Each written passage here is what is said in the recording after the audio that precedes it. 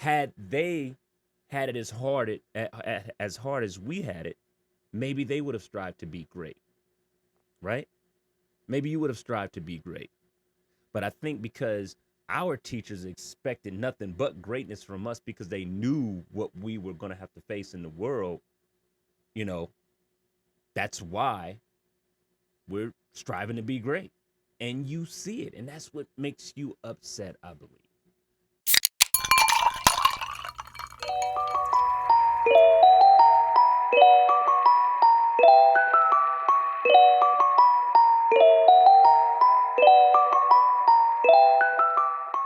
What's up, peoples? It's your bartenders, Mistah Z. And your boy Omega. Today, we get the special honor to invite an entertainment powerhouse, independent producer, and professional actor, Jacory Gums, to the bar, where he educates us on his career, expands on his upcoming documentary, as well as dive into the dark imbalance of child trafficking and kidnapping. As every episode, we want to thank all of you for listening. We truly appreciate you listening to our hearts and minds on varied and difficult topics. Special thank you goes out to our Patreon subscribers for their support of the show.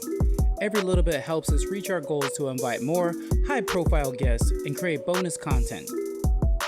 And if you want to join in our conversation outside of this cast, feel free to hit us up on Twitter or Instagram at HaveADrinkCast, and make sure to use that hashtag HADcast. Remember, this is always a conversation. If you don't agree, you want to voice your opinions, or even suggest a topic for an episode, feel free to join our Discord as well. The link will be in the description. And please, if you like what we're doing here, share us with your friends, your family, your neighbors, or even get your dog into it.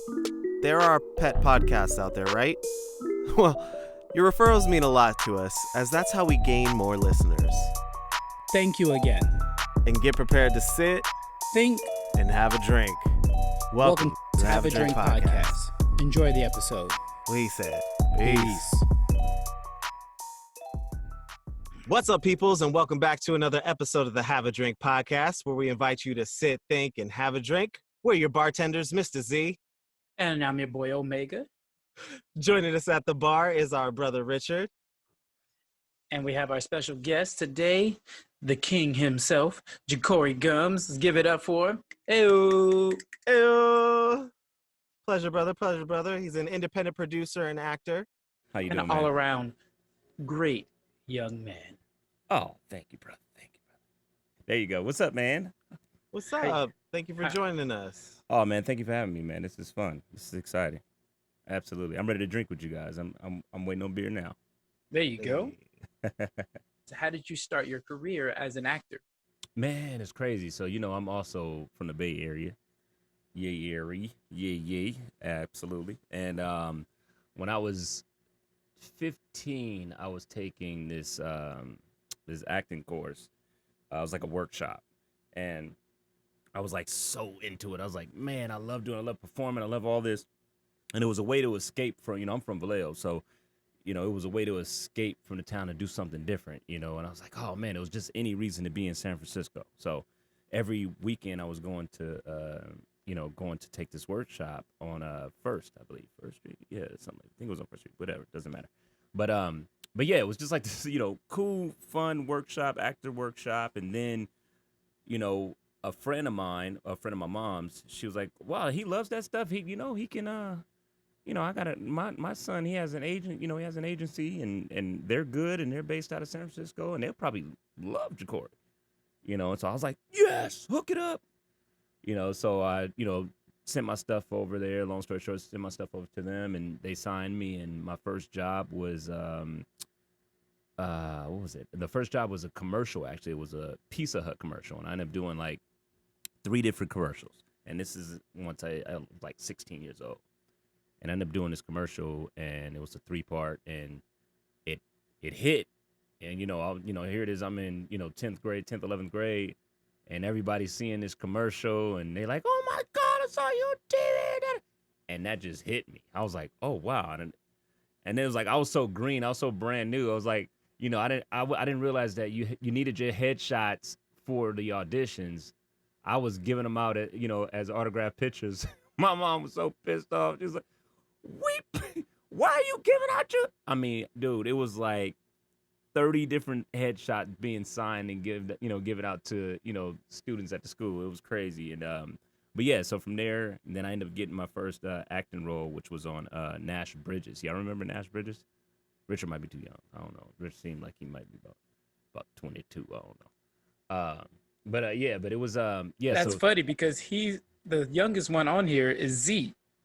Z's the youngest. Z's the baby. Richard's Yeah. close to my age. He's close to 30. Or no, he's 33, right? That's correct. Yes, sir. Yep. 33. Oh, okay. So I'm the Black don't grandfather. crack, baby. That's all it is. That's right. It don't. It Which is why I'm really drinking don't. Arrowhead and tea. I be trying to tell y'all. But the Nash Bridges, brothers, go ahead and tell us that. Because I vaguely remember that show. I want to say it came on CBS, right? That's right. Yeah.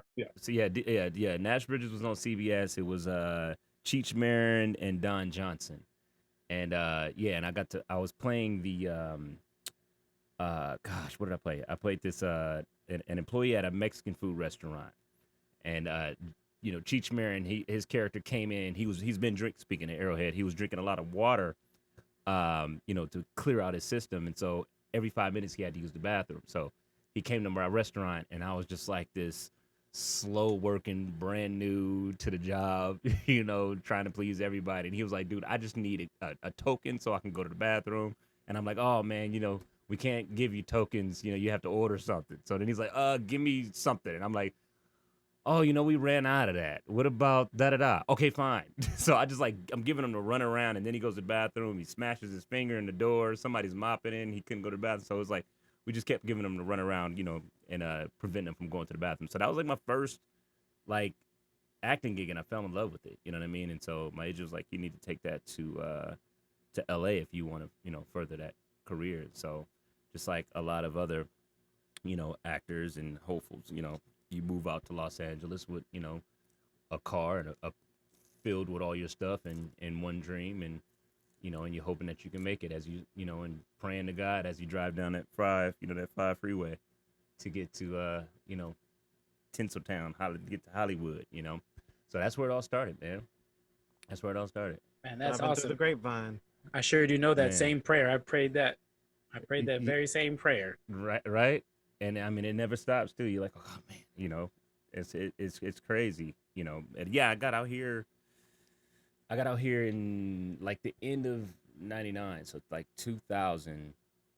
Yeah, like 2000 is when I like officially moved to LA and got my own apartment. I ended up booking a couple other commercials. I jumped through the story, but I booked a couple commercials and saved some money, and I've been here ever since, and got my first major role on Days of Our Lives and was on there for two and a half years, and from there, then I started doing other TV shows and started doing, I did my first comedy, first half-hour comedy was 101, which is actually being picked up, by Netflix. So yeah. Thank you for that great segue. Right. Talk about that. That was actually one of our questions is how juiced are you about Netflix acquiring and rerunning the 90s black sitcoms, as well as the 2 shows you were in, One-on-One and what was? Half and Half. Yes. That's gonna be cool, man, because you already know, like, if the crazy thing about it is there's a lot of actors out here literally working and making some good money and getting some roles, but bottom line is, if it's not your favorite show, you probably won't see it. You know what I mean? If you're a guest star, if that person's a recurring, on the show or whatever, you may not see that episode. So, you may run into your boy, whatever, a couple years down the line, he done been on like 13 different TV shows, and you'll still be like, man, what are you doing out there? Are you all right? Are you okay? Is everything, you need some money? Like, bro, I was just on 13 different TV shows. What you mean? I'm good. Can I loan you some money? You know what I'm saying? You know what I mean? So it's like, you never, unless you watch every show, and that's the beauty of Netflix, because, now that it's streaming, you can tell somebody, man, did you see Corey on da da da? No, I didn't even see that. Man, look up episode da da da da da. Slap your mama.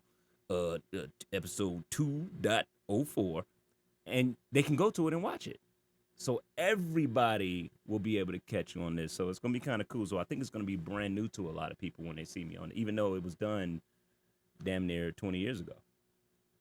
That is really, really dope. I Right? mean, and the great thing about it is we're able to relive that nostalgia with our younger generation because they don't get to see so many positive black shows on television anymore, unless they're what. And the closest thing we'll have to a positive black show is what, Love and Hip Hop. Yeah. Seriously. Seriously. Yeah. These great sitcoms, and they're like, well, we don't have any black sitcoms. Like, no, we actually had a bunch of them, We did. and I can't believe how amazing that was. And I think they did a good job with teaching the youth, and like just teenagers like love, you know. Nowadays it seems like everybody got it all figured out. They got a lot of. I'm not gonna call out a lot of these TV shows. I can put them on blast, but there's a lot of shows out there where these teenagers have it figured out, and therefore they don't have relationships with their parents. So, you know what I mean? And then when things go crazy, I mean, think about 13 Reasons Why. If you watch that show, another show taped in the Bay Area. So it's like all these issues, like all these problems happening between these group of friends could have been solved had they not been afraid to tell their parents what's going on. You know what I mean? Which is going on in the world now, where it's like it's okay. We've been through stuff, and that's how the shows were back in the day in the '90s and early 2000s, where it was like, you know, we've been there before. We understand that. We you know what I mean? Like you think we went in there in your shoes, trying to get the girl or trying to get the guy. You think we don't know about that? We're up on it. Explain it to me. So I think we need more of that. It's coming from a place of love. You know what I mean? And so it's and now in these days that's considered sappy or that's considered weak. That's what I mean. That's not hot. That's not that's not lit right now.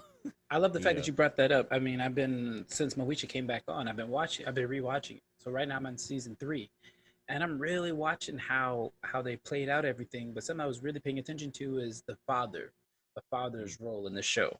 Mm, It's not often where the father's wife passes away and he marries another one.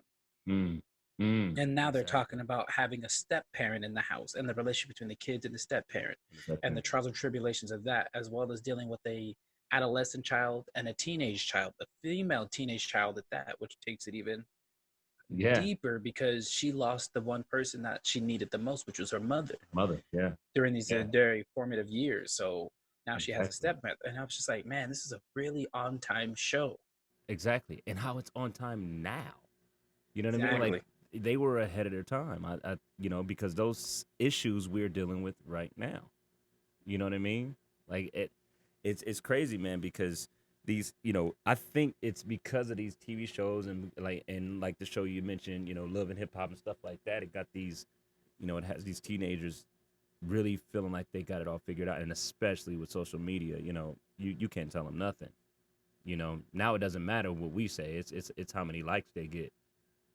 So it's hard now. So even I'm hoping that it translates. I hope when they watch these shows, when they watch Moesha, when they watch Half and Half 101, which was Kyla Pratt, who was a great actress. She's been in the game for a minute. Little pretty thing. She's fresh and sweetest person in the world. But I hope that that information can be not considered that's old school, that's whack, that's because man, it was great. It was a good show. These were great shows, and come from a place of love, and it was funny. They were actually funny. These shows were funny. There's a lot of shows that's not funny right now. They're not funny. It's crazy. And honestly, like that was the reason. After I did my I forgot which show I was doing. But after I finished, it might have been ER. I did this role on ER with this little small piece, but it was a cool role because it was with Angela Bassett, and yeah, exactly. And I was like, after I finished that, after I finished that, I was like, I think I'm gonna take a break. You know what I mean? I was like, I'm a little burnt out. by it because I just didn't like the roles that were being presented for us as African Americans. You know what I mean? I got enough of playing the, quirky, funny, token, you know, silly or gangster black dude, and I not that I booked, a lot of gangster roles, but like just, going out for those, reading for those. And then also hearing, no offense, but hearing some white man or white woman telling me that I'm not being gangster enough or something like that. I just said, man, you know what? Fuck this. We are more than that. We're more than that. You know what I mean? And it took brilliant writers like people like Shonda Rhimes and, Ava DuVernay to come through and write things that creates us as equal. You know what I mean? So We were gonna ask you that, like, what was it like working on black sitcoms versus comparison to ones like ER, or you know, where you felt like you had to be a criminal, you were being typecasted. absolutely, absolutely. I was definitely being tired. Well, that's the thing. Even in doing black shows, it's overall it's still type. You're still typecast. You know what I mean? But it's more understanding. I think that the producers, the writers, the director, nobody's in my ear telling me to be more black or telling me to be this. Because it's you know what I mean. We're all on the same level. You know what I mean? And it's not overdone. Because we didn't have to overdo it unless it's some comedies because it's slapstick or whatever. You have to kind of you know overdo it. For the sake of comedy, but nobody's on there saying you're not being black enough. You know what I mean? So, but yeah, it was working on black shows versus ER. It's just different. It's really no comparison because that's more of a drama and dealing with trauma, stuff like that, and in a hospital, versus being a comedy about coming of age and love and a relationship between a young daughter and her father, because that's the same thing they were going through too. And remember the dad on 101, Flex, he's trying to find his way too, trying to find him a new woman in his life. Her mom passed away, and that same thing. So, but we don't have stuff like that anymore. So it's crazy. Isn't it? It is really wild at how those sitcoms really spoke truth to life for us. And they were really, really about something that we all could relate to in one way, shape, or form. Absolutely. But the one thing that really stuck out to me, especially as you're talking about it, is the relevance of the fathers being in the households in all of these shows. Yes. But the common statistic that we always hear is that black fathers are absent and that they don't handle their business, they're not raising their children. But Exactly. that's actually quite the opposite. Absolutely. Absolutely. Very true. And I think that was like the beginning of it, when, when UPN, remember when UPN hit Paramount? I think it was Paramount that put that out. Viacom put that, the network out, UPN. And so that's what all those shows were on, where, UPN network. And it ended up being hot. They had high ratings, everything. You know what I mean? Because we wanted to see people like us doing good. You know what I mean? And yes, we still have our issues, just like anybody, just like white people, Latin, whatever it is. We all have the same issues. We're dealing with the same things at home. We got fathers that are, going to work every day, that's single, or there's single mothers, and whatever. We're all dealing with these issues. But and before I believe UPN hit, before we started having these, predominantly black shows, black fathers were painted as, just absent. Were never there. They weren't there. Oh, my daddy never gave me anything. You know what I mean? Even Fresh Prince of Bel Air, his father was not there. You know what I mean? So it's like, I think once they start hitting them with 101 girlfriends, half and half, and a couple of sister, he, strong black father taking care of his daughters. You know what I mean? So I appreciate those networks, more so now than I did then. I was just watching comedy then. I was just happy to see black folks on TV doing their thing. And then later in life, I was like, wow, they were actually trying to, make some noise that there are some good fathers out there. You know what I mean? Which was, Definitely. yeah, pretty good. Absolutely. Oh, I have a question for you that's not even on the docket, and this is going for everybody. Uh-huh. Everybody on the Yep. panel. So we want to hear Richard's strong, kingly voice. Yeah. So here, we want to hear this. So here's my question: what was your top three? I'll give you three. Top three sitcoms from the 80s, 90s, black sitcoms. What was your top three? And if you want, I can go first. He's like, because I'm ready to fire out. No, just so I can kind of give you guys some time to think about it, because I know I just curveballed y'all with that. Hey, Cosby Show, different world, Martin. Boom! Look at you! Look at you! Absolutely, I can go 5. All right. Toss in another 2. Another one that I loved. What it was called? Living Single. Living Single, loved it because I was in love with New York City. I'm a very romantic guy, and that's what I think when y'all know I love New York City, and it's just it speaks romance to me. And just being young, black, and having your own brownstone in New York City, it was just fire to me. I just thought it was fresh. I love that show. That was a great one. The other one would be I would probably have to say, man, this is weird, but I loved Friends. Friends was dope to me.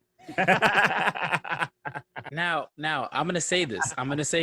And because everybody's face drop, mine included, but it actually makes sense because your number 4 was Living Single, and I say that because there would not have been a Friends without Living Single, because Living Single came first, and they made the model. The model of Friends was based off of Living Single. Absolutely, it was. So that's why when you said Friends at first, I was like, ugh. But then I'm like, but you loved it, Living Single, so much, it makes sense. That's right. It made sense to me. But it was, and honestly, Friends was, because at the time when I was watching, I came in late with Friends. I think I got in there like maybe 4th or 5th season or whatever.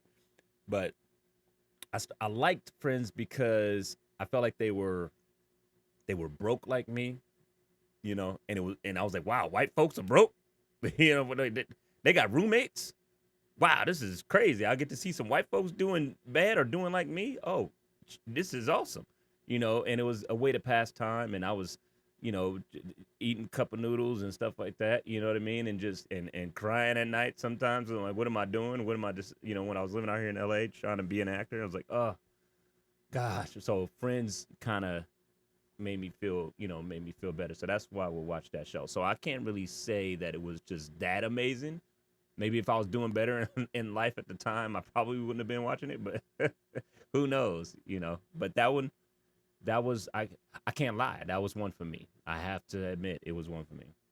All right, I'll let you have that one. I gave you 4, god dog. I gave you 4. You did. You gave me 4 and an honorable mention. That's what we're gonna call that. Right? That's what we'll call that one. In the closet show. All right, Richard, let's hear your voice, sir. Yeah, before I get to that, I just want to throw this grenade into the room real quick. Friends is the most overrated TV show in history, and nobody can ever tell me different. Anyways, moving forward. It was overrated. I agree. History. I agree, and they were way overpaid. Overpaid, but still overpaid. Hey, man, that's that white money. That how they do. That's what it is. That's it. So I don't want to overcomplicate things, and of course, there's shows that you watch growing up. You see completely different now. Shows you didn't watch growing up, you watch now as an adult. Like you spoke earlier, the Netflix on now, you can watch it, see it a completely different light. So let me just stick to what it is. Very also, true. Things have changed. For example, I think Cosby Show is one of the greatest shows ever, right? But which one? Looking back, I said the Cosby Show. Okay. One of the greatest shows ever. Looking back on it now, it's just like, and of course, knowing what we know now, especially with everything that Bill Cosby's doing, it's just like we just not gonna act like it's there. But for what it was at the time, the Cosby Show is actually a really great show. Absolutely. And that's all I'm gonna say about that. Martin, even then and now, Martin is probably one of my favorite shows ever. Love Absolutely. Martin. Got the entire series here on DVD. That's right. Fresh Prince is a show, to me, it hasn't aged that well, but you gotta respect it for what it is. That's another one I forgot. I love that one. I Like love Fresh that one. Prince had us in front of the TV, all the time. You know what I'm saying? That's right. I think it came on like a Monday Wednesday or was it Tuesday. Monday or Tuesday? It was Monday. It was Monday. Yeah, something like that. You know what I'm saying? Fresh Prince is great, but also the impact that it had. You know what I'm saying? Like we still talking about, we still got jokes and still can quote it. Absolutely. The Absolutely. show, I was a kid when it came out, but it made its round on Netflix, and I just found a new love for it. Different world, love, different world. I literally am Dwayne Wade, and it's not even funny. Like I've never seen myself so much in television character. Yeah. Last one that I think was quietly very, very good, but fell off a tail end. Steve Harvey show was really, really good. Like, hey, that's crazy. I'm gonna piggyback off that. So yeah, go ahead. I've always been so I was doing a show called The O'Keefes, and it didn't make it. A lot of TV shows, and we talk about that another time, but a lot of TV shows that that you film, just because you got picked for it and they got the budget, they got the network, doesn't mean the network is actually going to buy that. They may buy a certain amount of episodes, certain amount of shows. They may buy 20, they may buy 30, but only 5 are going to make it, or only 7 are going to make it, and then the other ones are getting canned, put on the shelf. So we were ones that got put on the shelf, and we did this. The show, it got picked up for 10 episodes. They put it in test market, but it didn't survive. It got canceled out like after the, like 4th episode. But it was a lot of heavy hitters in there too. Judge Reinhold from Beverly Hills Cop was in it. A couple other cats. But so Steve Harvey's show was filming on the same lot, as us. This is CBS Radford before they got switched to Universal. But they were at CBS Radford Studios, which is in Studio City. We were in stage 18. I think they were in like 24 or something like that. But it was always rocking at their stage, because they have a DJ that plays in between commercial breaks, and it was like blazing. And so Merlin Santana, late Merlin Santana, he and I got cool, and we ended up booking a movie. I don't know if y'all seen the movie before, but there was this movie that was on when VH1 was popping. It was called Played, a hip hop story. And it was like geared towards the whole Tupac and Biggie thing. And, it was, and I played Dues, the music producer in that movie. And Merlin was, I forgot his character's name, but it's crazy because how he got killed in the movie pretty much is how he got killed in real life. It's like, wow, like and when you think about that, like, dang, this dude, had no idea that was coming next. It's like, I mean, of course we got to live every day, live it to the fullest, but like he's trying to figure out how to die in this movie from getting shot. And then it's like, boom, now it's a reality. And you just think like what's going through his head, like, oh, this is how you actually die. You know what I mean? Like, it's insane. And when I got that news, I was like, wow. But yeah, when you hit the, Steve Harvey show, I was like, wow, because I loved Steve Harvey show, and Merlin was such a cool dude, and he was talented, and Dominican brother actually, and got all, when I tell you Merlin, if he was still here, he would snag every role. He was the it guy in everything. Him and his best friend Brandon Adams, they would book everything. Brandon Adams was in People Under the Stairs. Remember that movie? Yeah, them two dudes, Hollywood was theirs. Him, Brandon Adams, and Wesley Jonathan, they had it. Like the Black Rose was theirs. You know what I'm saying? So Steve Harvey was like, to me, and I feel bad for not even mentioning that show, because you are right. People slept on a little bit, but that show, WB, the WB Frog, Jamie Foxx, don't forget about that. Oh my God. I'll let other people talk on that note. Jamie? Insane. For real, actually. I couldn't agree with you more. Actually, the Jamie Foxx show was on my list. There you go. Well, segue into it, brother. Go ahead. Jamie Foxx show, Wayne's Brothers, Family Matters, if I'm going to do 3. Ooh. And if I'm going to add 2 more, I would do Smart Guy and Sister. Smart Guy, because it pushed the narrative that it's okay to be smart, and it's actually cool, because he was an intelligent young man, and that gave face to that sort of environment, gave face to that sort of narrative for us. Yeah. You know, especially for myself growing up, be like, oh, cool, I could be nerdy too. Awesome. Yeah. I wasn't that short, but hey. Yeah.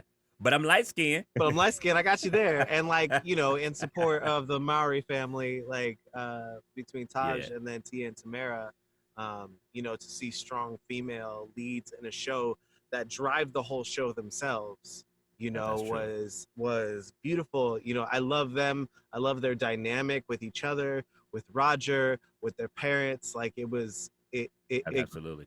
It gave a lot of like, no, oh, this is such a good show. Yeah, exactly. You know, it's crazy, and I feel bad even saying it, but when I watched Sister, and I have to admit, I was like, who these nerdy wannabe black girls on TV? Like, because I'm like, I come from the, you know, the Lisa Bonets, the Queen Latifahs, you know what I mean? They did, what was her name? Erica Alexander's. Like, I'm like, and I was going, what? But the bottom line, no, these are still our sisters, and they are doing their thing, and I have to applaud them on that. They got their own stage they were shooting at Sunset Studios, right over there by Roscoe's. Y'all know the Roscoe's in Hollywood, right across the street. Those Sunset Gower Studios. The vegan does. Yeah, exactly. So right there, they had the studios. That's where they shot their show. And I'm like, man, usually it's nothing but white TV shows. There's nothing but white folks at these stages. You know what I mean? And don't forget about the Wayans brothers. Keep going though, because I can go when it comes to these TV shows, these 90s and 2000s. So you said who did you have? You said A Different World. You said Sister, Smart Guy, Jamie Foxx, Family Matters, and the Wayans brothers. That's right, Wayans brothers. Man, I feel like I don't even know where it's at. I have to find it, but I got a picture of me. I went to the set of the Wayans brothers. Boy, I was so geeked out. I was like, this was in '97. I was like, I gotta do this. I need to. That was also Sunset Gower Studios. I was like, I need to be an actor. Dude, because Marlon, he was so cool, and they were the nicest people ever. And they, outside of the stage, they got their Range Rovers, and I'm like, they got their own parking space with the name, and in front of the studio, you get out, and somebody on Mr. Wayans, he just pulled in. I'm like, who doesn't want to live this life? And it doesn't hurt that you rival Shawn Wayans in looks. So, hey man, I'm trying to. I'll give it to Jacory all the way. Same. And that's because I didn't have a good experience meeting Shawn Wayans. So there's. Oh no! Oh yeah! He was trash when I met him. He was trash. Really? He was trashed? He was trash when I met him. I met him hanging out with Dave Scott at Tokyo Lounge on Cahuenga. Oh wow! Yeah, it's not even there anymore. And I would go there every week, or I was dancing there, and I was like, "Yo, Dave." It was Shawn Wayans, Dave Scott, and Afion Crockett that were all there together. Wow. Afion, cool. Dave Scott, cool. Shawn Wayans was like, "Yo, can I get a picture with y'all?"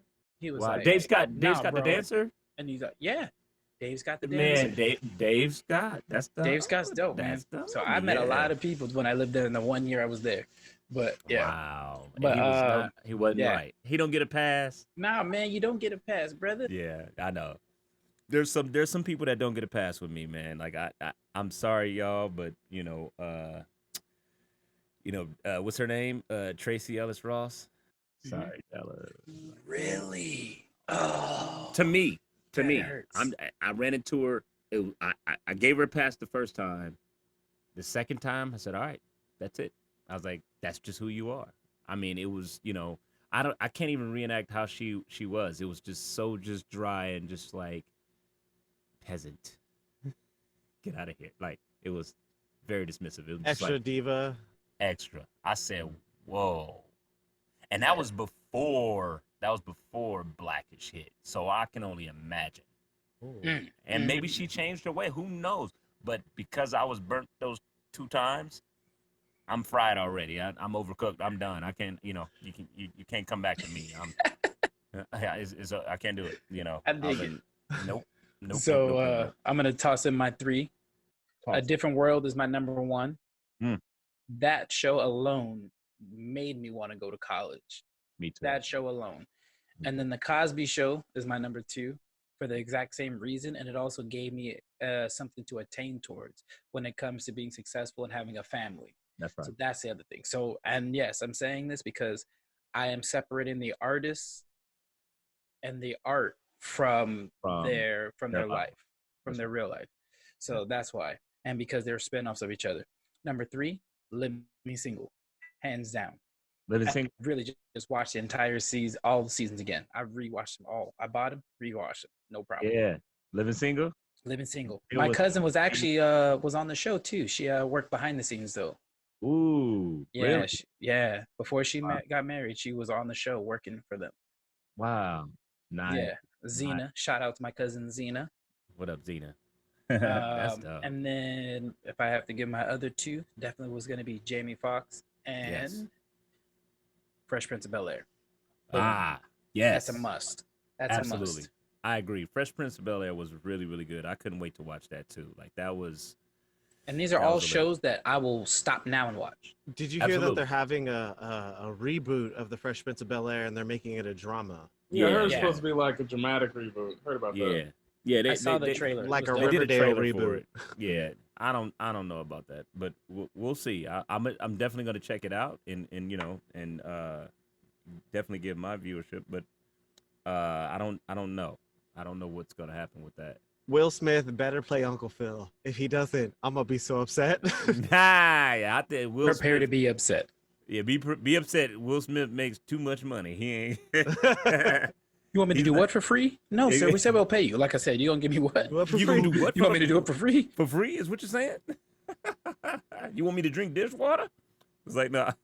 I don't know if he's gonna do that. He might be an executive on it. He only drinks the waters from the lake of Minnetonka. That's the only water he drinks. So. Exactly. Lake Minnetonka. I have an off docket question for you, Jacory. Okay. So with your career and the way it went and everything that you've done thus far, I know we say how to start, but did you ever picture yourself on the set of Nash Bridges when you were still working as a part-time interior designer? No, not at all. I did the part-time interior design in year 2006, I believe it was. So different times, but it was but I still had no idea that I would be, especially rocking with Cheech Marin. I mean, come on now, Cheech and Chong, like that was like insane.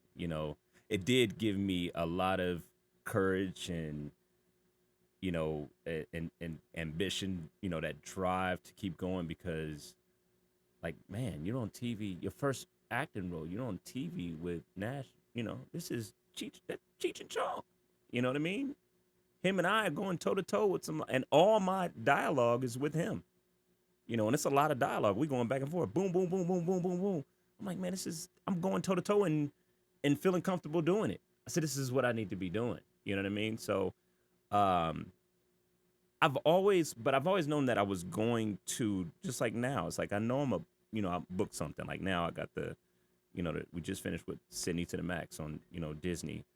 Exactly, and that show is it was getting picked up in April, but because of COVID, obviously you had to shut things down. So there's no telling where that's gonna go. But I've always known that I was gonna book something, but there's still other passions there, because you can be a good actor and work 6 to 10 times out of a year, which means, what is that, about maybe 10 at the most, maybe 10, 15 weeks, if you're booking guest stars or recurring, that's about maybe 10, 15 weeks out of the year that you're working. The rest of the time, you're just figuring out your next move. And if you're anything like me, I like to keep working. I like to keep doing things. I like, because I get bored fast. So I'm like, I need to figure out new things. So, with all that, spare time, I like to do, I love to, check out real estate and all that other good stuff. And, and design, interior design and stuff like that. So that's the reason. It was with my ex girlfriend at the time, and I helped her start a company, and it just the shit hit the ground rolling, like it just booming. Like our first, I don't know if y'all watched, y'all watch, obviously you watch sports, but Chris McAllister, he was Pro Bowler, played for Baltimore, number 21. For he was a corner, dope dude, and we did his house, like interior design on his crib. First job, it was like, and the dude was like, you know what I'm saying? First gig, we talking about like, he was like, yeah, and then I mean, I don't want to, I don't want to insult him. I think he broke now, but he well he got hurt. let me he got hurt, and then now he's not in the NFL. You know how the NFL is. You get a splinter, they ain't paying you a paycheck. So, so he was there. They got a cap, and they got all that on that sucker. So, once he lost his career, I think he moved on. But in the height of his career, he bought this house in the top of Studio City Hills, and we were supposed to just do a staging for it, and he was going to sell the house. Like, it's like, all right, I'm just staging and sell it. But then once we staged it, he loved it. So then he said he wanted to keep the house. Then he was like, all right, well, you know what? Now that y'all staged it and we see the potential of the crib, I want to redesign the whole crib. So we like, okay. He's like, so I want y'all to redo it. Just draw it up, what it's going to cost, and I'll get y'all to check. Oh my. And it was insane. First job. I'm like, so, yes, it made things a lot easier for me as an actor to do that interior design.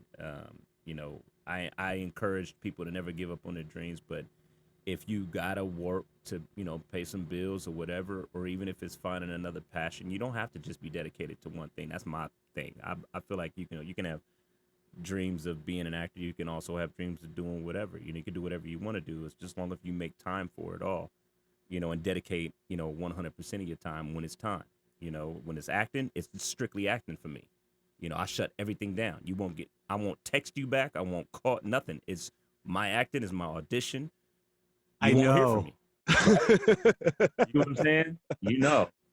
You won't hear from me because it's crazy.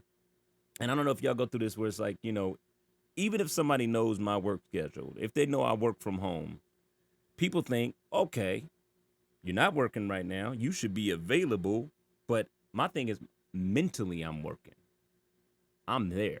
You know what I mean? Where I'm like, so I'm always thinking about my next move. If I'm in a hot seat where I'm like figuring something out, and my phone rings, and if somebody want to get on the phone and talk to you about some bullshit or whatever it is, it changes your energy. You know what I'm saying?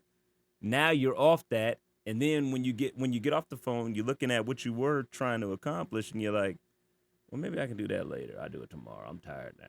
I'm like, I jumped off the horse. If I'm on it, I'm staying on it. Sorry, fellas, not answering my phone, not answering a text. I might answer the text, because that doesn't change my movement too much, but I just got to do me. You know what I mean? So, but yeah, it is. What you said really, really spoke volumes right now, especially because of how people were dragging Jeffrey Owens for such a long time about that picture of him working at Trader Joe's, was it? And it's like when you gotta have work. I mean, between job, you gotta have something to support your family. That's right, man. And you can't hate on that. Like, that's the crazy thing about LA. It's like everybody, is afraid, and I too, in the beginning, where I was like, I can't work no regular job. I was just on TV. It's like, okay, well then you're gonna be broke because you're trying to prove a point. You're gonna be regular broke and be exactly. You're going, okay, you can't be a regular dude, be regular broke then, because that's exactly what it was for a long time, and it was like, but here it's like showboating is enough. That feeds the ego. You know what I mean? Like I'm not about that no more. They say, as you get older, you get wiser and stronger and mentally everything. And I am. I'm like, where I can care less what you think. I don't need. You can pull up next to me in your Mercedes Benz, and I've been saying this for years. Pull up next to me in LA in your Benz and showing off with your little girl or this and that. I'll be in my truck. I probably got more money than you. These guys are pulling up to apartments, houses they don't own, but they got these 150, and I'm not lying to you, 150,000 hooked up. I mean, you can eat off the car type vehicles. You know what I mean? So it's insane. So now I just try to really focus on the work and 100% and just go after mine. And that's what you got to do, bro. So speaking about focusing on that work, let's talk about your new venture that you've been working on. You have a documentary that you were starting out. Yes. And you've been working on for a while. Yes, for a long time. Actually, I've been working on this for probably 4 or 5 years. Awesome. Yeah, it's been going on. Without giving away too much, because I got some producers that I work with that'd be like, "What are you doing?" But yeah. But basically, I mean, it's already out there. You can look it up. This young girl, Daphne Boyden. She was, one of many girls that, Young Lay, remember Young Lay, rapper Young Lay in the Bay Area? Money. Got that track? Yeah. I'm all about my fatty. Yeah, that was a big track. That was on New Jersey Drive soundtrack. And, and he got a lot of fame from that, and so he had this agent, managers, all these people that were booking him for shows, and he just, things are starting to line up. And in the midst of all that, he has, these girls that he's messing around with. You know how it is. He's got a little bit of fame. He started messing with girls and stuff like that, especially if you come out of the Bay Area, especially Vallejo, and you become famous. It's like, oh, you get all the girls. You know what I'm saying? So you're like, he's dating a lot of chicks, and girls get jealous. And, she, Daphne Boyden, a girl he was dating at the time, she was 16 years old. I mean, statutory rape. I mean, but that's not here nor there. This dude was like 19, 20 years old, whatever. But anyway, so she's 15, 16, she gets pregnant. And that makes people jealous. That makes folks jealous. And he was dating another girl who couldn't get pregnant. So, she had her baby, and 4 months later, she, these friends showed up, two people showed up to her house, pretending to be friends with her. And they got into a little scuffle, whatever happened at the house. And the grandmother left and went to bingo. They get in a little scuffle, whatever fight, and they kill her. And then they set the house on fire. So now they're like, where's the baby? Oh my God, what's going on? And come to find out that the baby was kidnapped. There were people that lived on the same street that actually seen these two people leave with this baby. But no one wanted to say anything, because you know how it is in the hood. It's like, snitches is bitches, you don't say anything. So, some dude's like, I don't know nothing. I just saw two people run that way, and it looked like they had like some oblong shape in their hands. They were running away. Okay, that was the only tip that the police had. And so they were, questioning around the neighborhood, trying to figure out, any information they can get, and couldn't get anything, And so eventually, over time of trying to search for this baby, they just kind of closed the case. They did close the case, where it was like, okay, well, baby's not found, boom, probably deceased, and they wrote it off and moved on with their lives. But, there was somebody, which I can't mention, but there was someone who was actually staying on it, making sure, they put together some flyers and rallies and all this other stuff, trying to find this child, this young man, now young man, but at the time, it's trying to find this baby. And, sure enough, baby was found, still in the heart of the lion's den in Vallejo, where he was kidnapped. But the cops couldn't find this baby. Wrote it off as deceased. Like, really? So when you think about that, the reason why I dug more into it, because this was a black family out of the hood, black baby, to me, I felt like they were like, who cares? Whatever. We looked around, we tried to find the baby. We looked under the bed. we looked in the backyard. We gave a couple whistles. We didn't find the baby. So yeah, let's move on with our lives. And at the same time, if you think about it, if I ask you guys, like, so when I mentioned Daphne Boyd, that really don't ring a bell to you guys, right? Right. But if I mention Polyclass, do you remember Polyclass? Yes. Yes. Big time. Big time. And that's a sad thing. Polyclass was what? It was a white girl. That's and right. It was all over the news. That's Everybody from Hawaii to New York knew about it. And everyone was searching for this little girl. Yes, tragic story. Very tragic. Very sad. You know, but at the same time, it's very sad. This kid, this baby was kidnapped.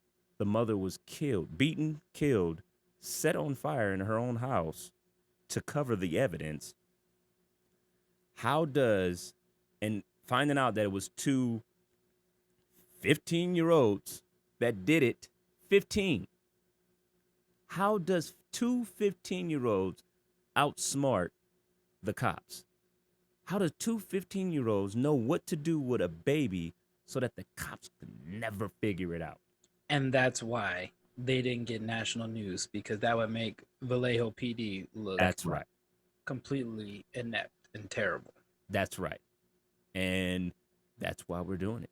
And it's crazy because, you know, of course, we're reaching out to our resources, and, you know, we have a couple people that are helping out.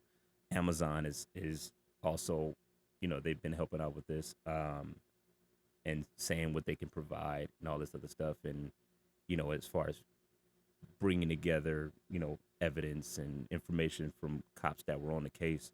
And I spoke to somebody, my partner and I, that's working on it. We spoke to someone. This is crazy, y'all. He was like, oh my God, yes, I'm glad someone's doing this. However I can help, man, you know, I gotta bring it up to my boss and see how much I can be involved. But I want y'all to do this, man. Oh, and it's more stuff than than you think, man. It's crazy. This whole story is insane, man. I'm glad you're doing it. I was like, oh, he's on board. We writing it all out. Oh, we got so and so. Boom, boom, boom, boom. He's gonna be very helpful to the case. Next day, not even 2 days, not even a week.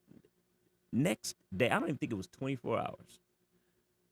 We hit him up with a message saying, hey, thanks for talking to us yesterday. Can't wait to get started. Would love to know what your schedule is this month, because we'll be getting out to the Bay Area to start talking with people. No text back. I'm like, what's going on? And like an hour later, he texts back and he says, oh, sorry, I can't be involved in your interviews in no shape or form. Anything you may need is in public record. Good luck. That was it. And now to this day, that was the last time I talked to him, and that was like 3 years ago. So when you think about that, somebody told him. Somebody got to him. That's right. You're going to make a fool out of this department. What are you doing? Somebody got on him. That's insane. So how is this case, even though these two people, you know, I can't say who they are, but they got arrested. They're doing their time, and, you know, one is already out, you know, and there's another one that's still in. Yeah. But you guys, I wish I can tell you more about the story and what happened. It'll blow your mind. That's why they just have to come watch your documentary when it's. They have to. You have to. This is going to be insane. Woo! When I tell you, bro, it's not closed. Just because two people went to prison for this does not mean it's over, because there's more people involved in this, and I'm talking about the fact that there's people out there that are afraid to even come forward and talk about it. You're like, wow, people really know more than what I'm like. This girl lost her life, like, and she's just trashed. Like, what? She's gone and just a memory and done. Like, no, her name needs to live on. What she went. Oh my God, dude. And there's so much footage of her. She wanted to be a filmmaker herself. Yo, really? She wanted to be a filmmaker. She had, they got video of her, making her own little movies and stuff like that. And yeah, man. And then boom, crazy. See, it's very interesting that you brought this up because, I mean, like, one of the questions we did have was which race gets taken more and all that stuff. But kind of on the flip side of that, you kind of spoke to the fact that one side gets spoken of more than the other gets brushed to the side. So we don't even know if we can even get accurate accounts on who gets talked about more or who gets more attention, only because it just depends on who's able to garner enough attention. Like, they don't care. Yeah. Like you said, poly class, Oh automatic when they knew about that. Absolutely. And you don't get away from it.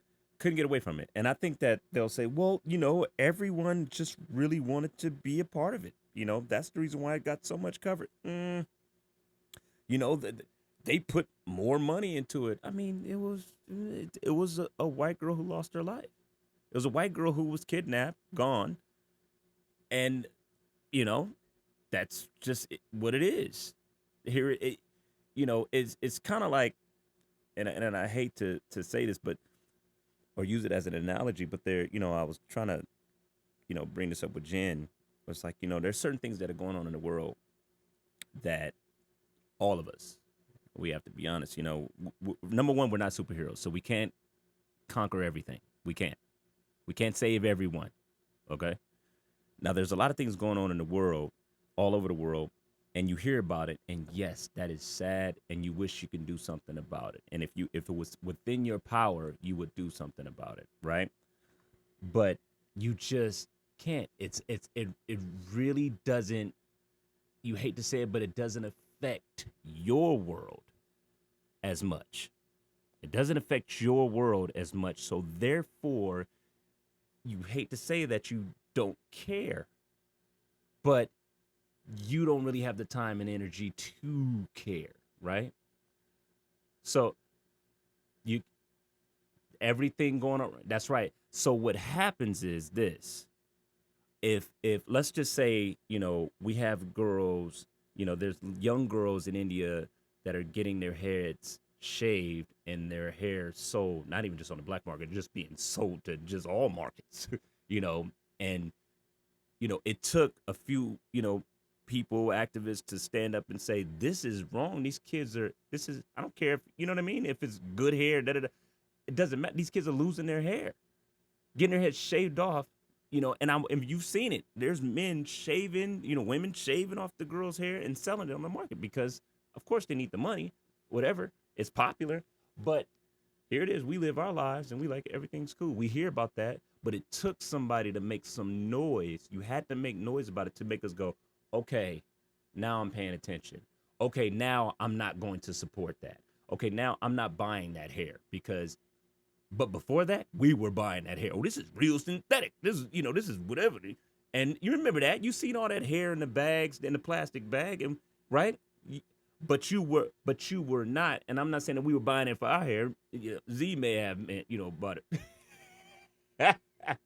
I'm sorry, brother, but I'm probably the only one on this show that needs to buy some hair. You know what I'm saying? Get that Hawaiian silky.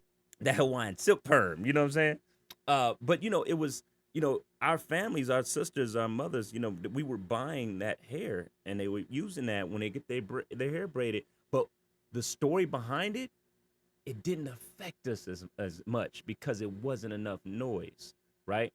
And then once that hit, then people stopped buying it. It was like, okay, you know what? And it's still being sold, but it still made a major dent once that noise started to really get out there, and that's the same thing. That's the same thing with us as black people in white communities and with white folks. And I truly believe that where, to them, it's like it doesn't directly affect me because I'm not going through this. But the difference is this.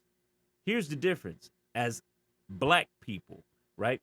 We're not going to India telling the little girl Oh, girl, that'll grow back. Stop complaining.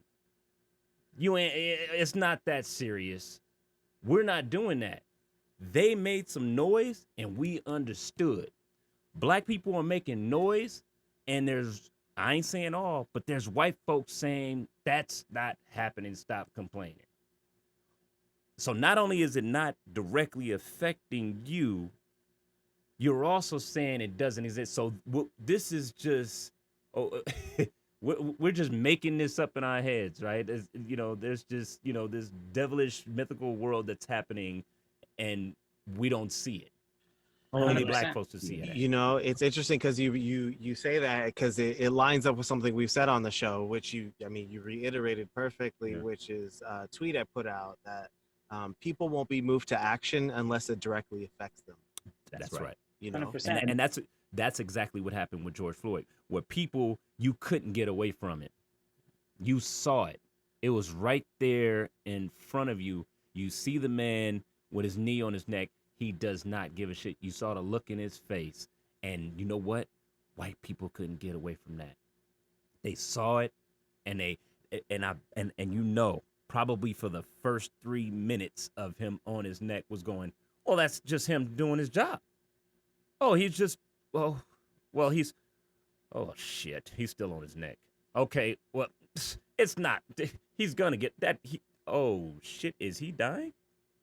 It took that to happen, for them to realize this is wrong because, like you said, that directly affected the white community.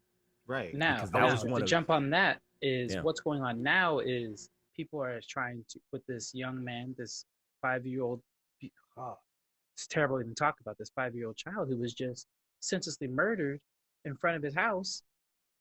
People are trying to draw a comparison between that and George Floyd, and they're sitting there saying, and I've seen this on my timeline for days, and I've even spoken about it. They're like, well, where is all the BLM now? Where's all these people rioting and speaking out because George Floyd had all this stuff happen? Everybody's talking about him, but what about this baby here? He didn't deserve to die. And I'm like, there's a difference. Mm. You have to understand that you can't compare apples to oranges. Mm. Yes, they both died, but the difference is this, and they're both fruit. George Floyd's accused or killers were not arrested right away. They took days. It took weeks for them.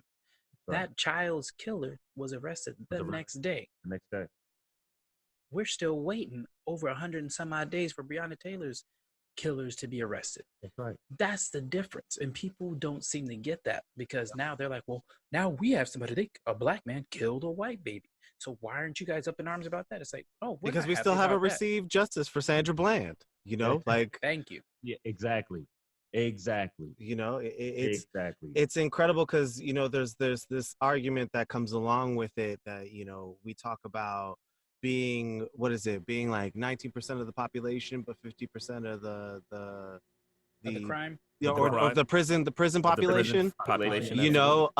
But also if you look at that too with statistics on I think it was the FBI. I want to make sure I get this right. On the FBI's National Crime Information Center, they have a database that's like over 424,000 children go missing who are under 18 in just 2018 alone, and I think 37% of those were black, or 20% of those were Hispanic children.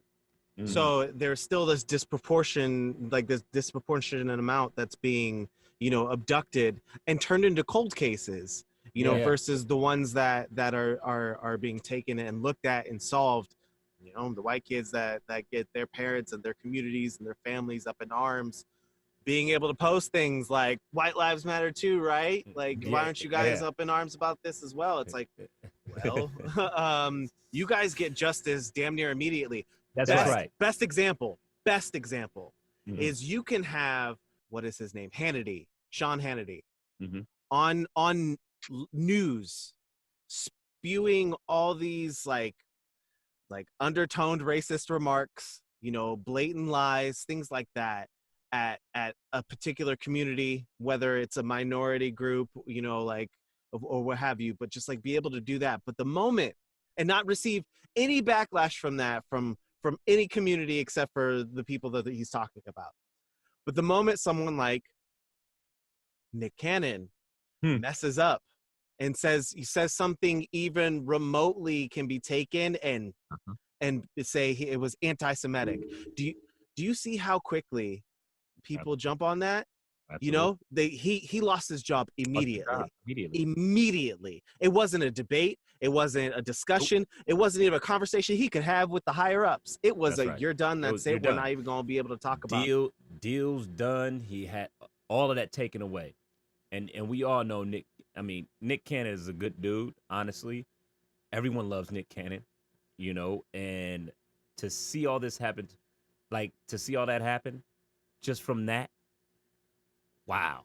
It's incredible because I mean, But even taking it a step further, and there were in the protests, while protests were happening, there were the college students that were driving home, and they were black students, and they were driving home, and these police swarmed their car because they and like pulled them out, and you saw the video, like they pulled them out, did all this crazy shit to them, and they were and then the students pressed and their families pressed charges. Black kids, black family, black students.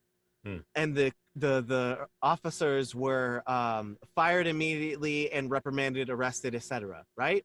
Or I don't know if arrested, but like the consequences were dealt out immediately. Then they post up the pictures of the cops. They were 3 black men and 1 white guy, and I was like, "Are you kidding me? How fast did you do that? And yet every single murderer of Breonna Taylor is free." exactly. Like, exactly. this is how quickly they'll take that away. And one quick thought I had too, because I was today.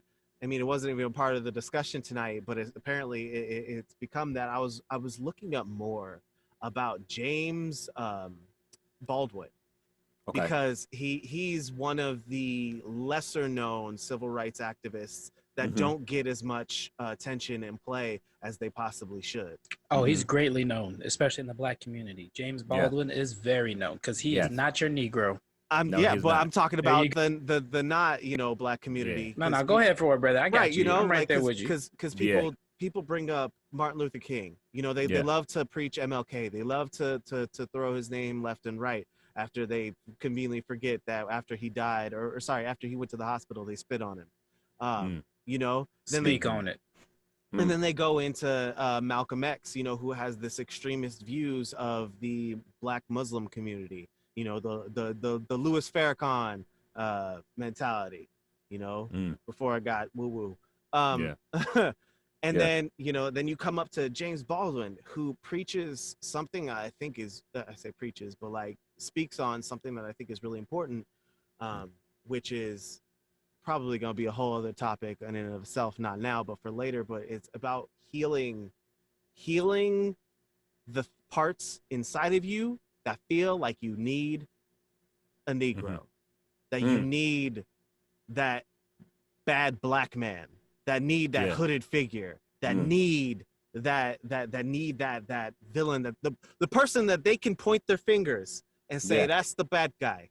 Sorry, my Scarface reference.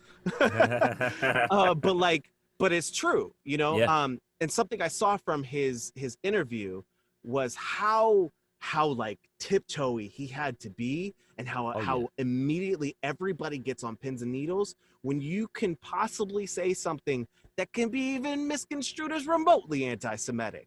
How is that something that you can solely like just grasp onto and be like, no, we can't talk about that. I don't even want to remotely be anti-Semitic, but you don't want to be anti-racist. You don't want to say no. I don't want to say anything that could be misconstrued that I'm racist towards you. That's not at all what I'm trying to say, because he said it. I counted 7 times in his speech, like in him just talking, monologuing by himself. To answer a question.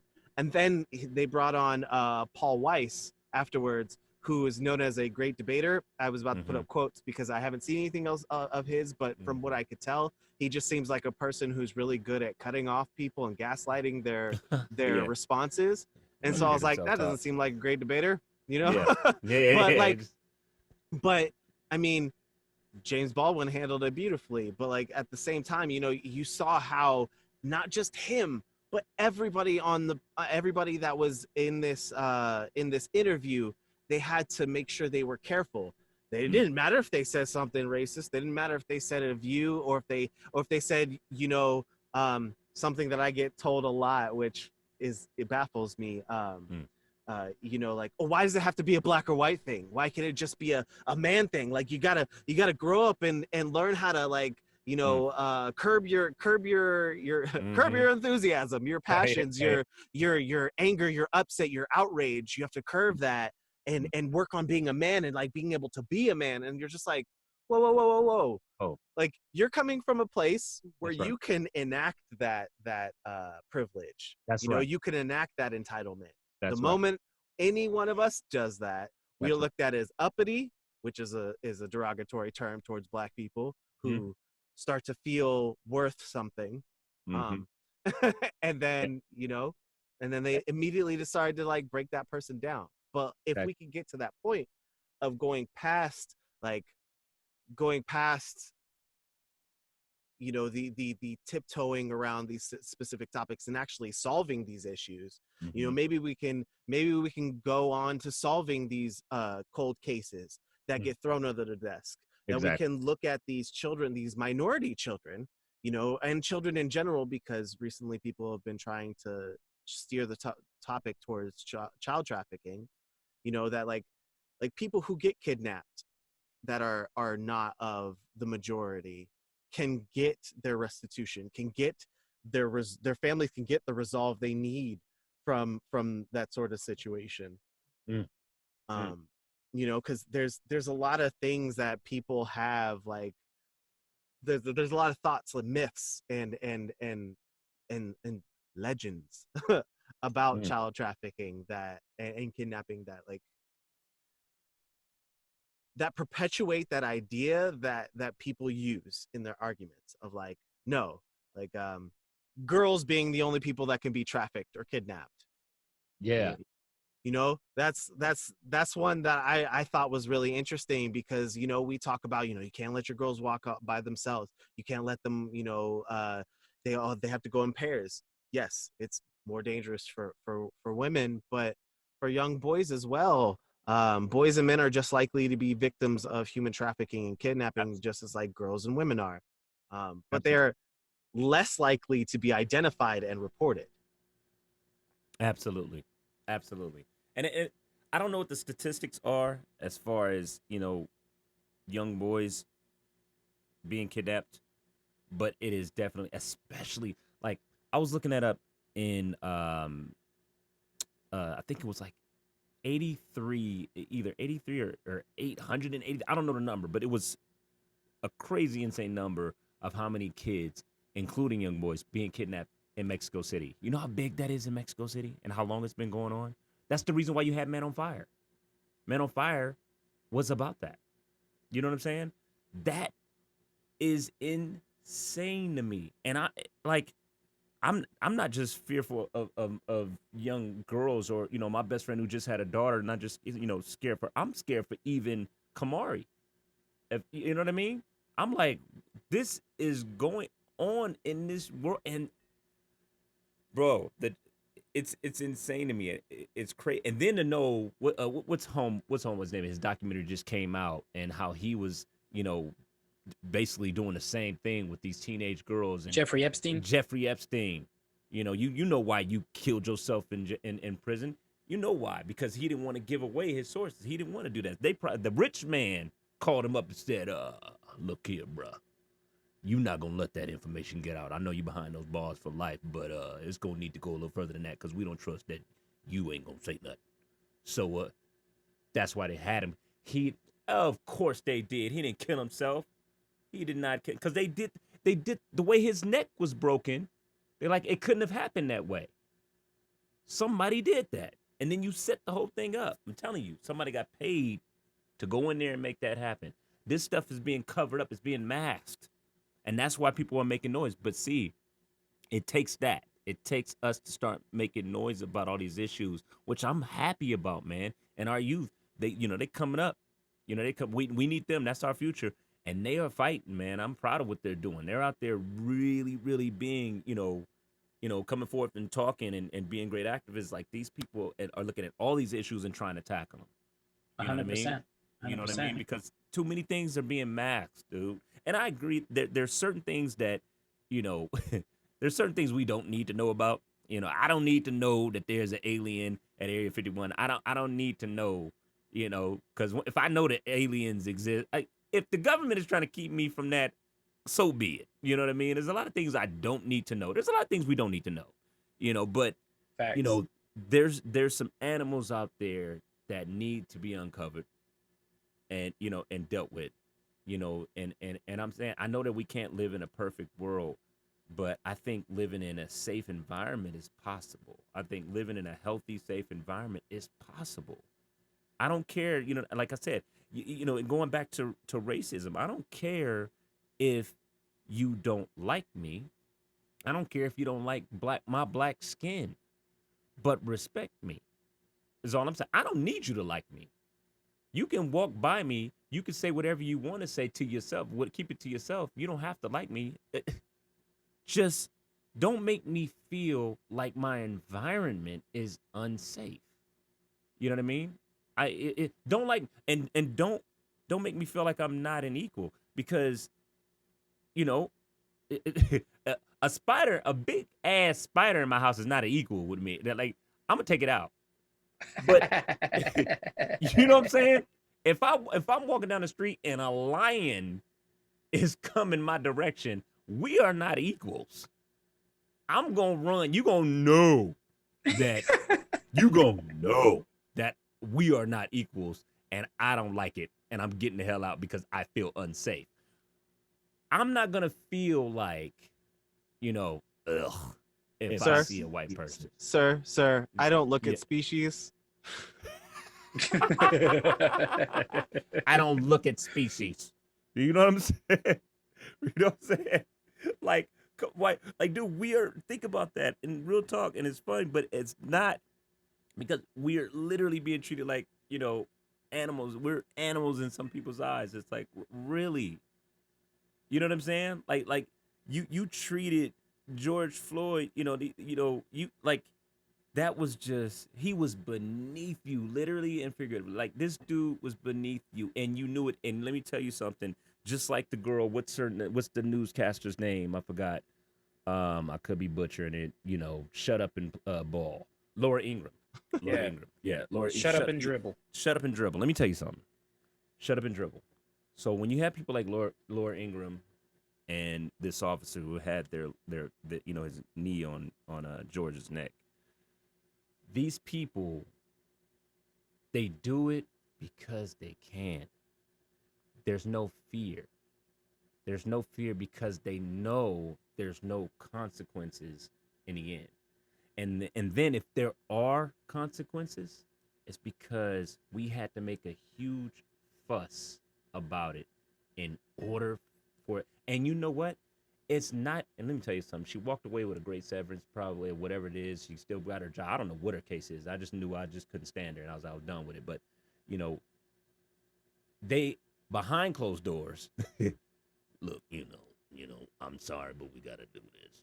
We don't give a damn about that nigga either. But the problem is you did it on television, and now a lot of black folks are raising hell. We don't want them coming here breaking windows and shit, so we got to fire you. Because, there's you and then there's all of us, and we got to remain, in power. So we got to make an example out of you. You know what I'm saying? So you get so it's like that's why they will never learn. So it takes us making this noise like we're doing right now, screaming out justice, equal rights. We are equal human beings. We are all human beings.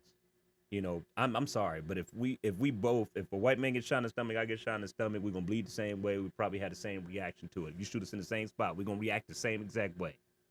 We are humans. We have a color? Really? Because of where we're from? You know what I'm saying? Really? Think about this, dude. I'm telling you, man. Think about y'all can go back hundreds of years where you were clowned for having. It don't even have to be hundreds of years. We can go back to the 80s. We can go back to the 70s. Black folks, we're clowned for having big lips. We're clowned for having big booties. The minstrels. Guess who's doing it now? Everybody want to look like us. That's right. Guess what? Everybody want to be a nigga, but don't nobody want to be a nigga. That's right. You want to look like one, but you don't want to be one. Guess what? You want to bump some hip hop and talk all that shit and rap and say the word nigga, but you don't want to be a nigga. Nope. You don't want to be one. You don't. Paul Mooney said it. That's right. That's right.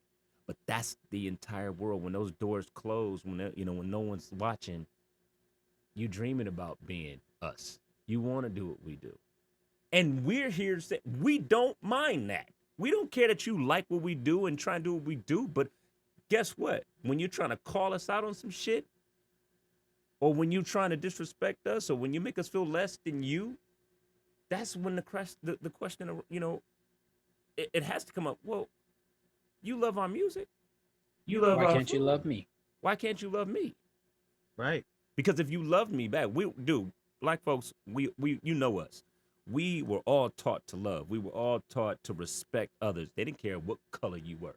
If I'm in a grocery store with my mom and dude, if it's just 5 seconds, I'm getting popped on the hand if I didn't say hello, how are you doing to so and so, to Miss Mavis. If you did you see Miss Mavis? Did you say hello? She just walked up. Say hello. Hi. How you doing? That's white. It didn't matter. White, black, Mexican, Chinese, Indian. It didn't matter. Respect. That's all. Respect. And if we were receiving that, y'all know we how often and ask yourself this. I'll wait. You can go on Instagram. You can go on Twitter. You can go on Facebook right now, and you will find some white person that is either rapping the entire lyrics to a Jay-Z track or to something like that, and that shit is viral. It's viral. You know why? Because black people, even we loved it, and we were like, yo, this shit is dope. This dude is fire. Look at this, and da-da-da. He's in the black community. He got black folks behind his support. It's fresh. It's amazing. And we support it because that person loves us. We love people genuinely. That's just who we are. You know what I'm saying? But at the same time, when shit like this is happening, you go, wow. And you can't help but to be malicious or to be so angry. You're like, fuck that. I'm never supporting that again. I'm never going to do that. No, because, you're just making a mockery out of us. Like, okay, or are you joking? Are you clowning us? Is that what you're doing? Like, are you going, them and their hip hop and the way they wear their clothes and the pants and this and that and blah, blah. Like, I hate that I feel that way now. You know what I mean? Because if the love is not reciprocated, I mean, how are we supposed to feel? How are we supposed to think? Well, you know what I mean? That's right, but it's true. It's crazy. And I hate it. I hate that. When I go into a grocery store and I see a couple, white couple, and they're laughing, and naturally, a year or so ago, even though the shit was still going on, but it didn't hit me, when I'm like I never thought about it at once when I see a white couple walk by laughing or doing whatever they doing in the grocery store. But now when I see them, I'm like, oh, look at these motherfuckers happy. They ain't got no goddamn problems. It don't matter who's in office. It don't matter. You know what I'm saying? I'm like, oh, it's just white privilege. Life is great, right? I can't help but think that. I can't help but think there's a piece of racist, tendencies in every white person that I see. There's so much divisiveness that has started to rear its ugly head that everybody is feeling some type of way, and it's very, very, very sad. It's just. Sorry. What I was going to say was just to go back to Miss Mavis and how you had to show that respect to talk to her. Yeah. I actually want to circle back and come back to one last question that I had. Yeah. Really quickly. Don't worry.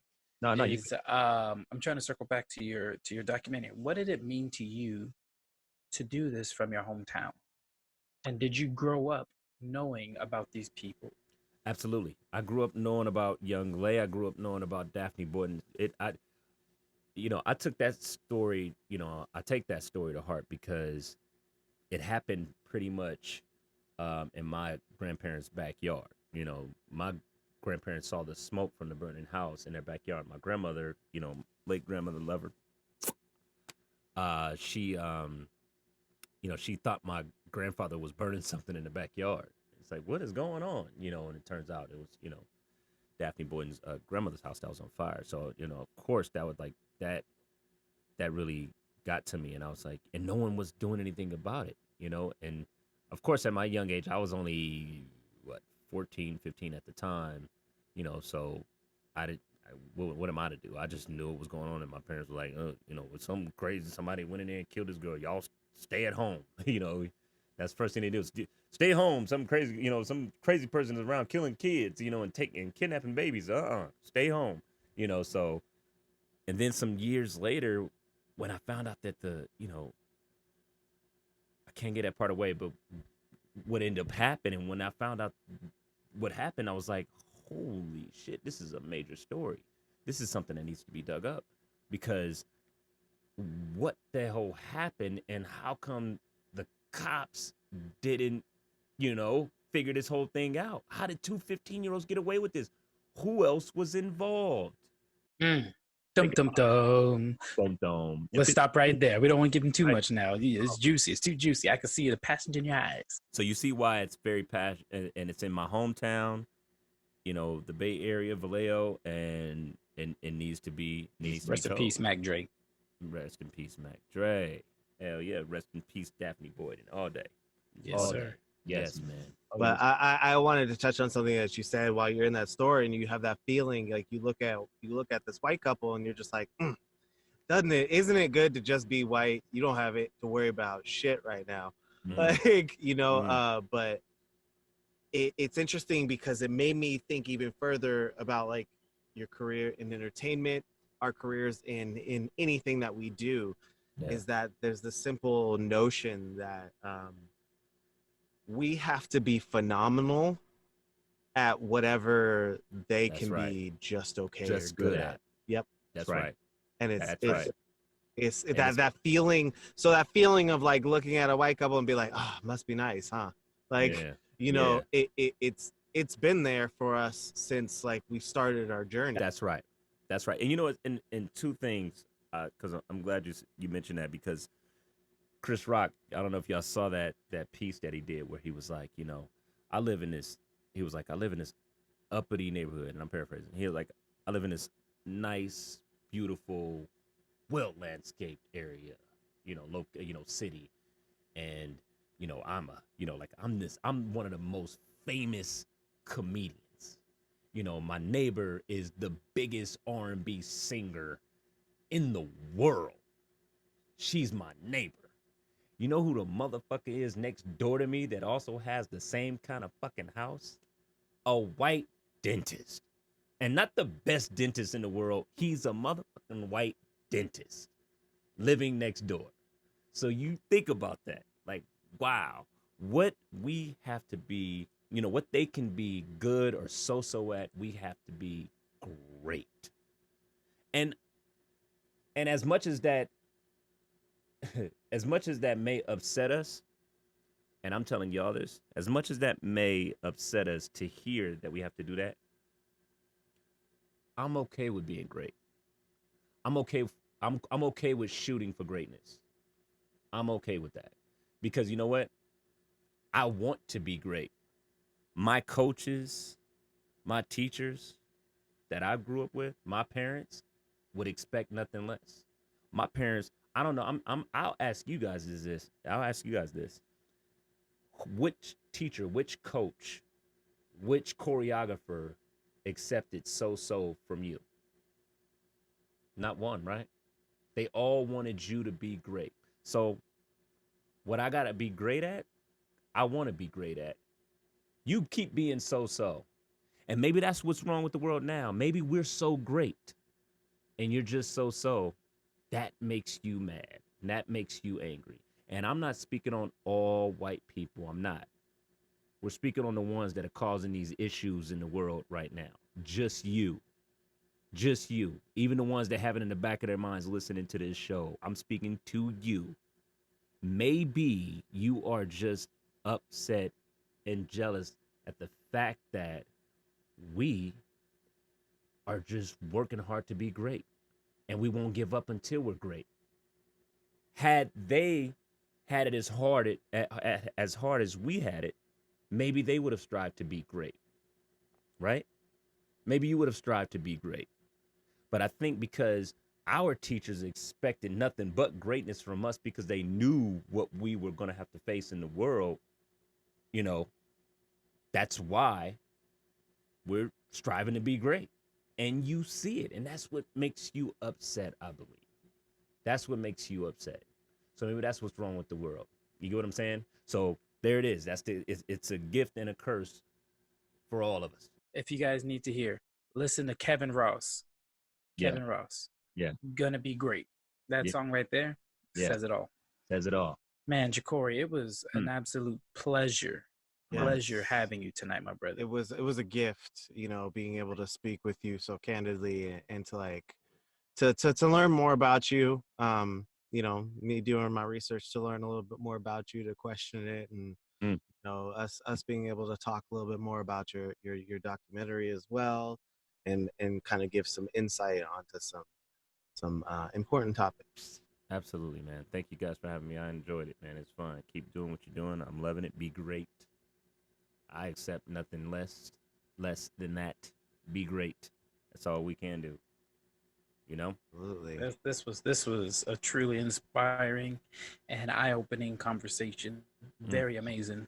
My brother, we are truly blessed and thankful to have you on tonight, and just to call you a friend and a brother.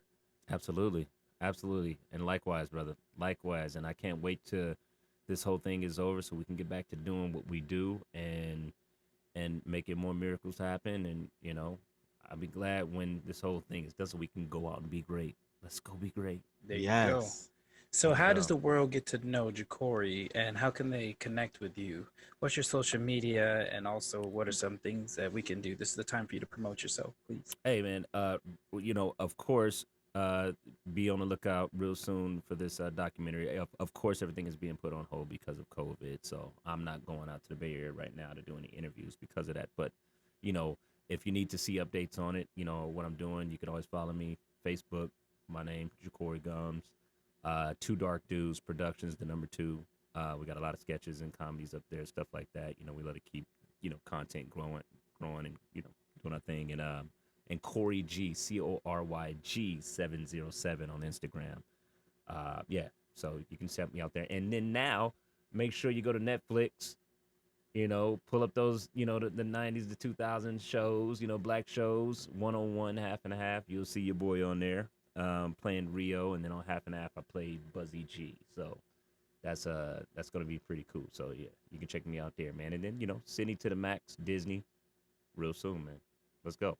Beautiful. Thank you, brother. And actually, a question out to the listeners at home. I know you guys just sat through this entire episode, but if you get a chance and you want to take a look at one of the shows that our amazing guest is on, you know, be sure to let us know which one you saw, what you liked, what you didn't like about it, what your imaginary episode would be. Be sure to hit us up on Instagram or Twitter at Have a Drink Cast, and make sure to use the hashtag HADcast, as well as check us out on our Discord. The link will be in the description. And if you guys would like to also give some show ideas, or you have some people that you would like for us to talk to, please drop that in our Discord as well. Hopefully, if Jacory can ever make some time in his busy schedule of thinking, coming up with greatness, maybe he might even jump in and drop a line or two in the Discord as well. But just remember, you guys, our Discord is where we love to keep the conversation going, keep the party going. And to all of our Patreons, thank you so much for your patronage. We really appreciate you guys. Without you, I mean, we'd still just be dipping in our own funds, and we still kind of are, but hey, every little bit helps, you know what I'm saying? So thank you to all of our patrons out there. All right, it's about that time. Yay! I implore y'all to raise your glasses. Everyone listening at home, I thank you again for another successful episode of the Have a Drink podcast, and I invite you all back to sit, think, and have a drink.